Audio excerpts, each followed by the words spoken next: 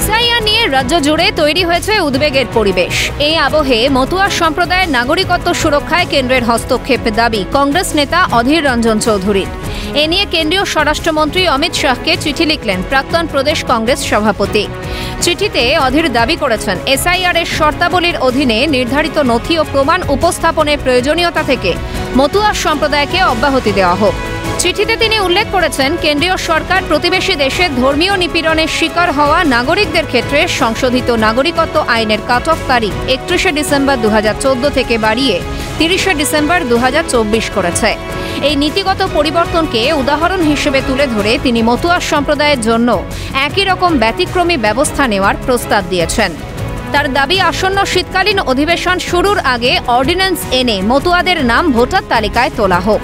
কারণ সবাই জানে মতুয়া কারা, সেখানে ভোট হয়, স্কুল আছে, কলেজ আছে, তারা পড়াশোনা করে, তাদের তাদের আধার কার্ড থেকে আরম্ভ করে তাদের স্কুলের পড়াশোনার সার্টিফিকেট, তাদের ভোট, তারা পঞ্চায়েতে ভোট দিচ্ছে, মিউনিসিপ্যালিটিতে ভোট দিচ্ছে, অতএব সবাই জানে এটা।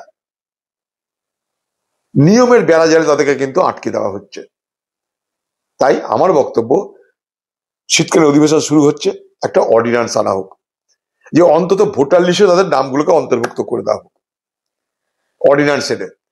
তারপরে যদি মনে করে তাদের আইন অনুযায়ী, নাগরিকত্বের আইন অনুযায়ী ধীরে ধীরে করবে তাদেরকে।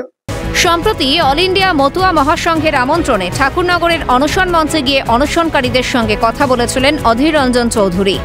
সেখানে তৃণমূলের রাজ্যসভার সাংসদ মমতা বালা ঠাকুরের সঙ্গেও এই ইস্যুতে কথা বলেছেন তিনি। পাশাপাশি মতুয়াদের এই লড়াইয়ে তাদের পাশে থাকার আশ্বাসও দেন প্রাক্তন প্রদেশ কংগ্রেস সভাপতি।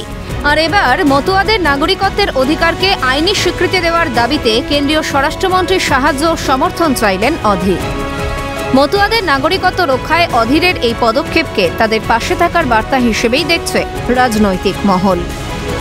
ইন্দ্রাণী দাশগুপ্তের রিপোর্ট, ক্যালকাটা নিউজ।